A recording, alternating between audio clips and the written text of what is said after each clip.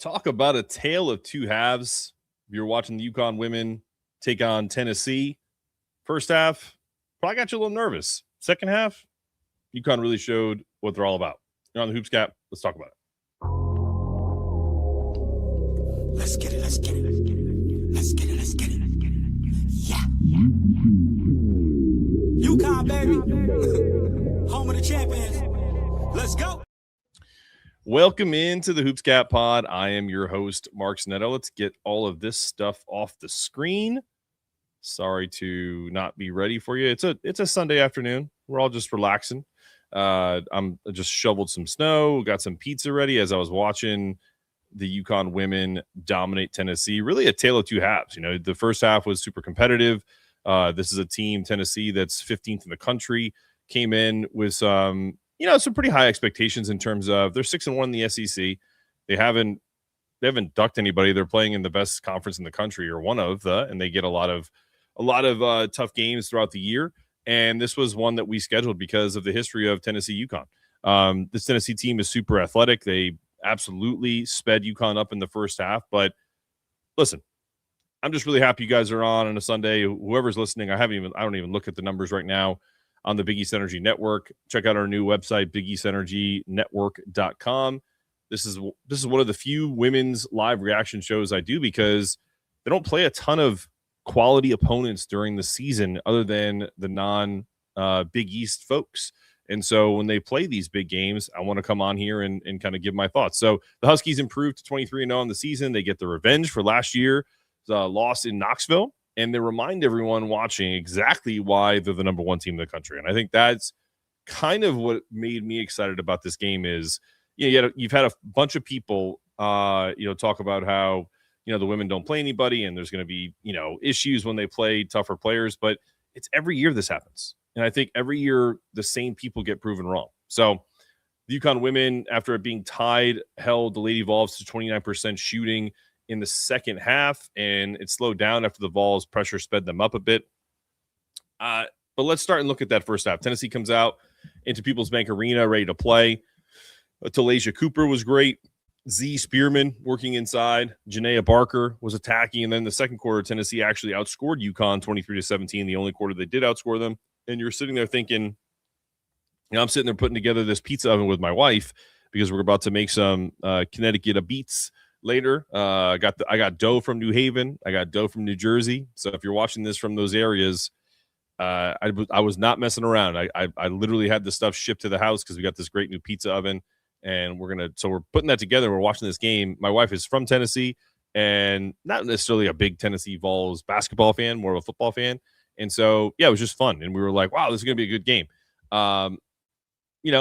Then I'm thinking, wow, is this going to be like one of those losses last year where I'm going to come on and people are going to say that the sky is falling? And then the second half hit, and that 29% shooting in the second half hit because of UConn's stifling defense. They came out of the locker room like their hair was on fire. I heard a broadcaster at the end of the game say there might have been some expletives that Geno was throwing their way at halftime that might have enticed them to, play a little harder. Play with a little more intensity. They win that third quarter 29-11, and then the fourth quarter 25-13. So that's a 54-24 second half. And by the way, if you bet the game, they covered. I didn't think they were going to. I had some free money from earlier in the week that I won on a tennis match with Novak Djokovic, and I just said, what the hell? Let's put it on. I don't think they're going to cover the big spread, but here we are. Tennessee had 20 turnovers, 32% overall from three, 38 from the field, 32 from three.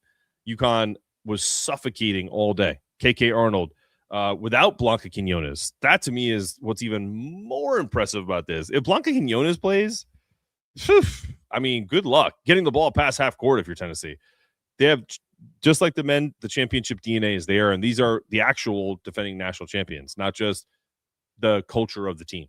So my player of the game, you could go Sarah or AZ, but I'm going to go AZ. She had 27 points, 7 assists. She was 11 of 17 from the field, including 5 of 9 from 3.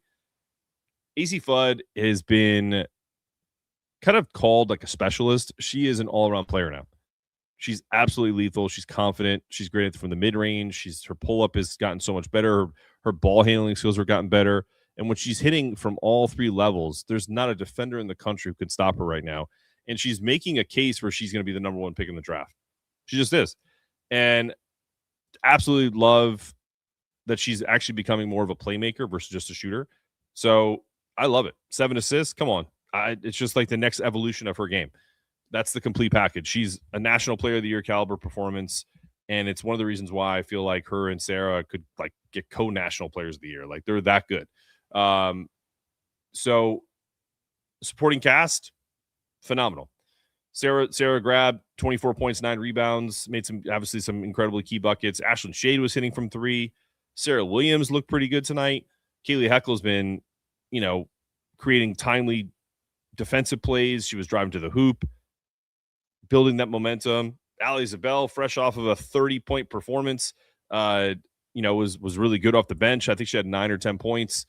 I just feel like with all of these weapons, and then they didn't even have probably their best defensive player, not named KK Arnold, and they win by 30. So, but like the announcer said on the post game or on the game, the Tennessee should not be worried about this game in particular. Like it was really just a perfect storm down the stretch.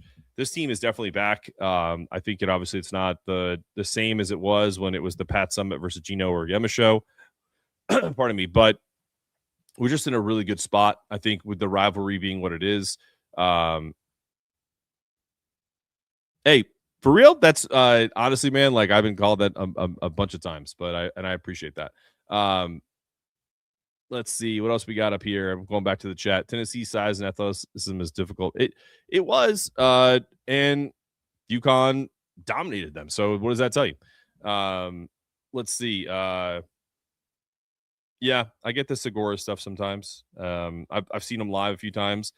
I have a fun story about that. I actually randomly, this is way back. I'm not even going to tell the story. Let's just say I met him. Great guy. Yeah, they were tested for a half. Who's this, Morgan? Yeah, Morgan. They absolutely were tested for the half. Loved it. Yeah. I love that. I love that Jana's being pushed by Sarah and vice versa, because this team has 1,000%, just two at every position at least. So that's just a natural thing, a natural progression.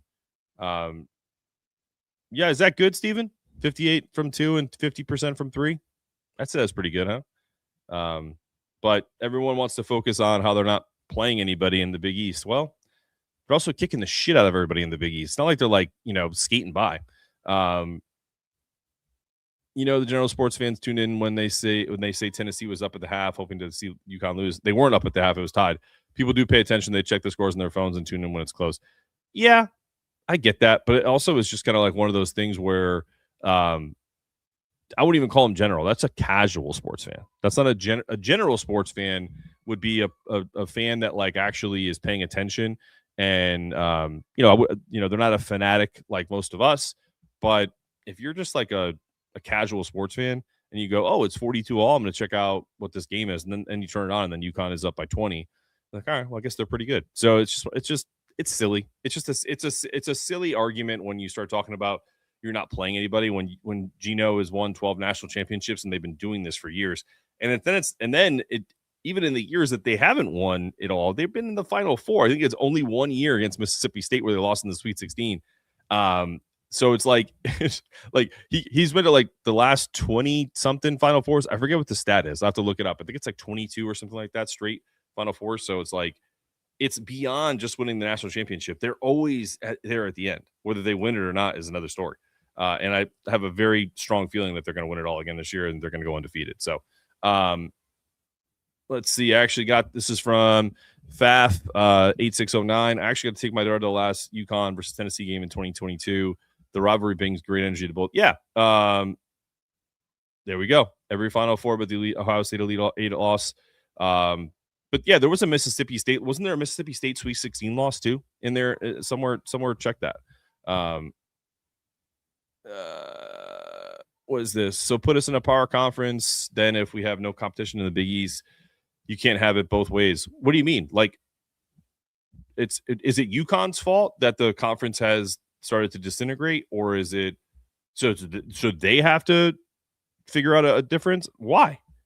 Do you think that if South Carolina's competition in the SEC just all of a sudden fell back, they would look to move to another conference, or they would just do what they do, which is schedule not out of conference games? That is the most ridiculous comment that I've seen on this stream, which says a lot. This is not about UConn. First off, if they move to another conference, okay, fine. I'm talking about people who complain our score. Yeah, and here's the thing. If we move to let's just, because I had this argument or this conversation on Spaces. So sorry, Womp. Not trying to come at you, but it gets me fired up, because if we go to the Big 12, let's just use that as an example. The travel alone and the ability to go see UConn on the men's and women's side would be infinitely more expensive and more difficult for the average fan. I get media passes, guys. If I want to go watch the UConn women play, I can just ask for it, and then I get to go and I get to critique the game and everything like that. That's free outside of the travel. But if you go, you have to pay for tickets. You got to find a place to stay. You got to do all this different stuff. And if you're local to Connecticut, which is awesome, I'm jealous, you still have to pay for gas, like all this different stuff. It's like it's not an issue for people like me who are in the media and who are doing this for a living. But for the people that just want to go watch the UConn women play in stores or in Hartford, and now they got to go play in Ames, Iowa, and Iowa City, or you got to go play in Houston, Texas to play the Cougars, or you got to go play Cincinnati and Cincinnati. Like, are you flying there to go watch the women play them? I don't think so. Maybe once a year. I think you lose a lot of the casual fan. So I do think they have to put that up against, is it worth putting our football team in a larger conference? Does it take away from the regionality of what UConn has created in Connecticut and in New England area? So that's a story for another day. But yeah, this isn't going to be a long stream, guys, because I got pizza to make. And I love doing these for about 20 minutes and just going. I did 20 minutes last night, and then I had a guest jump on for 10. And so it actually ended up going to 30. But if anyone wants to come on and talk about the game, feel free. I'll put the link in the chat. You don't have to show your face. You can turn your camera off. Very similar to a radio show. All you have to do is click the link, and then it'll give you instructions to join. This is my first live stream of the year for the women, so on the Big East Energy Network. So, yeah, I mean, feel free to come on and check it out. What else? I loved the chemistry of AZ understanding that she is, like we talked about in the open, that she is absolutely the new playmaker. She is not just having other people set her up. She is 1000% the alpha in the room. And I love Sarah. Sarah's going to have 2 years by herself to be that player. And then she's going to have reinforcements with Vukosa, and Blanca's going to be there again. And, Kaylee and KK will be there for one more year. How about Ali Zabel being, am I crazy? Ali Zabel, her shooting form reminds me of AZ's, not as clean, not as compact yet, but that kind of side cart, just that beautiful stroke. And I think she could be as effective as AZ as a shooter. I think people sometimes go, why don't you talk about Allie more? Well, she hadn't been playing until recently, and she wasn't playing big minutes. Now she is. And I've been excited for Allie since I heard about her offensive prowess in Wisconsin. So yeah, it's not a thing about not wanting to talk about her. It's like, you don't talk about players that don't play. And, last year she didn't play and Morgan did. And now with Morgan being hurt and Allie being, kind of front and center, it's like this team has so many players that I'd love to talk about that just aren't getting the run that they probably would if they were other places. So absolutely. Allie and K9. I think Kaylee K9 should be kind of like unleashed in a way that is different than what she's doing right now, which is like in the tournament, if I'm Geno or if I'm CD or Jamel, I'm saying to her, like, don't worry about falling out. Just create havoc and just disrupt the game. The same way KK did last year. KK is a little more important than that last year than last year's team, because she needs to run points. She needs to stay out there. You don't have the Caitlin Chen to kind of check that.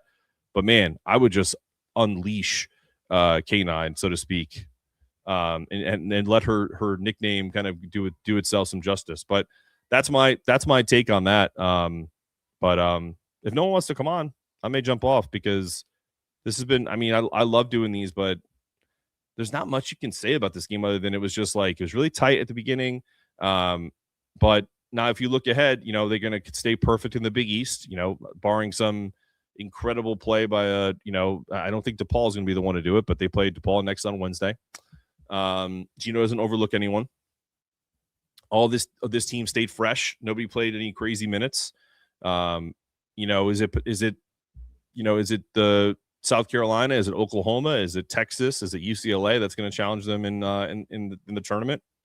We'll see. I'd love to play a game with the UConn women's fans where if you go to my site, if you go on the YouTube channel right now, and I may put a community post up where you can kind of pick which team are you most concerned of. I'm not as concerned with South Carolina as maybe some are.